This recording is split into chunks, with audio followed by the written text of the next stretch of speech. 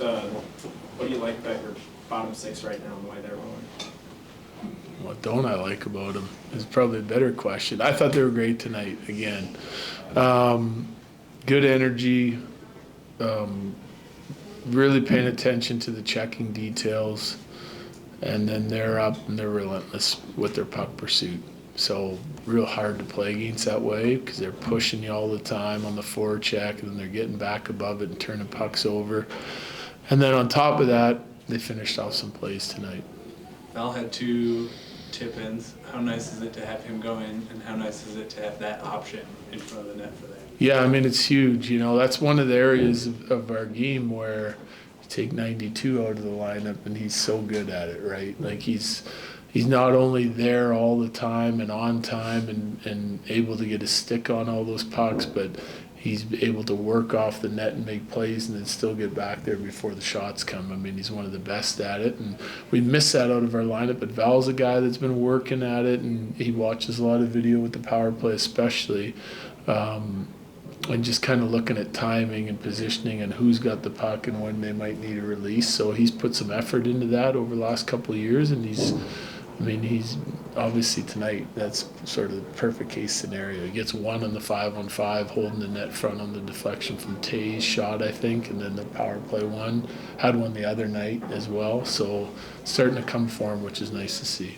8-2 is an interesting score in this building from the last time. So, what's the turnaround? How do you think they responded and the challenge that you laid in front of them? Well, I mean, they responded great. I thought, it starts with the bounce back game in Seattle.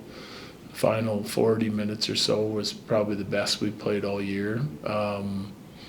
Just with those details, like making it harder for teams to move and trying to take away time and space.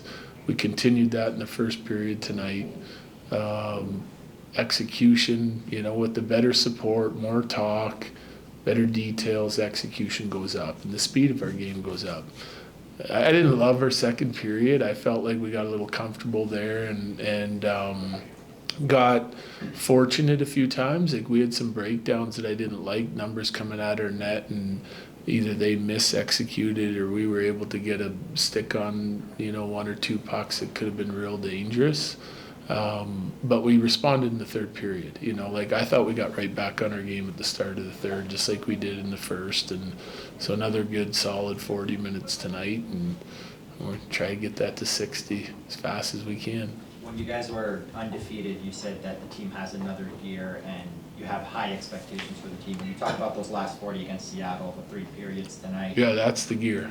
How much closer to those expectations? That's the way I want us to play.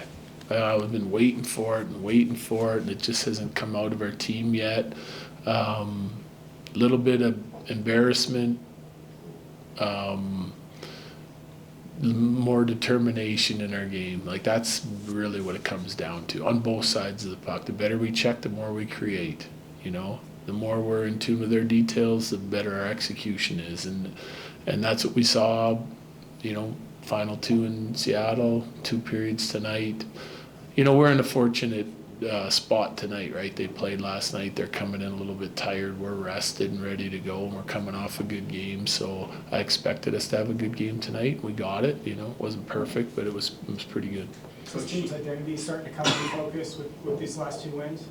I'm hoping so. It's been clear to me for a while, and I think that, when you start putting together periods like that, 4 of our last 5 anyway that are, right on point to the way you want to play, and we keep showing video and talking to them about it, it should become more and more clear. Like, I think our lines are starting to carve out their identities and just making sure that we're relentless and determined for the full 60. Coach, you guys go 3 straight road games without a goal, and it seemed like when Mikko scored in the second period when Let's Go in Seattle, that you guys just kind of were able to take a deep breath and you could kind of run downhill since then. Was that, do you think, weighing on the team at all? I don't know. I always try, and my message to our team is always win or lose, that we're like, once we evaluate and teach and go through the game, then it's time to turn the page. Like, so for me, that happens, an hour after practice following a game day. You watch the video all night, next morning, you present it to the team, everyone gets clear on what went wrong, what went right, what we need to do to have success. You go out and practice those things, hit the media, do all your responsibilities, and then that's it, you know. Now you gotta turn it. I go back in and start watching the other team. They should start thinking about the other team and what they need to do.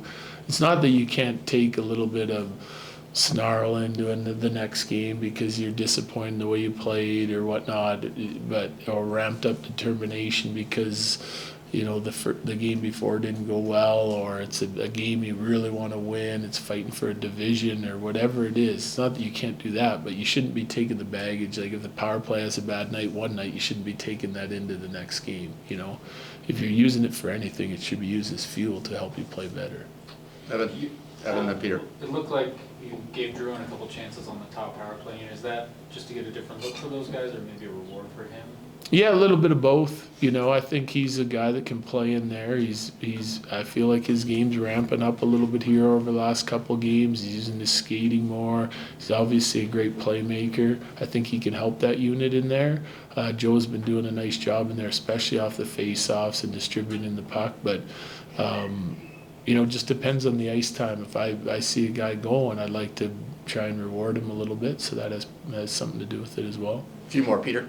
Georgiev, obviously the defense in front of him wasn't great when you guys were struggling a little bit, but he's looked a little steadier the past He couple has games. last 2 games. I feel like he fits the exact mold of our team. You know, just sharper, better focus and preparation maybe, but you know, pushing himself to another level here. You know, like he played a lot of average games in there when we weren't playing well, and then sometimes you need your goalie to bail you out, you know, and we really weren't getting that. And now last couple of games, it's like our team's going, he's going, you know, hopefully we can keep that going as a group.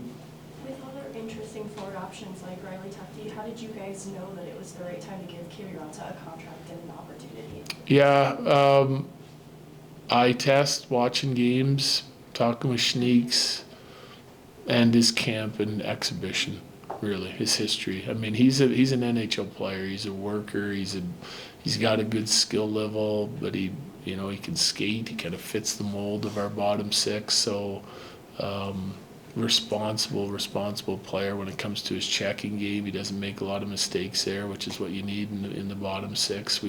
If we're not going to score a lot of goals in the bottom 6, we want to make sure at least that we're suppressing scoring chances, and he fits that for us. So I think all the above. Okay, thanks, Jared. Yep. Thanks, Coach.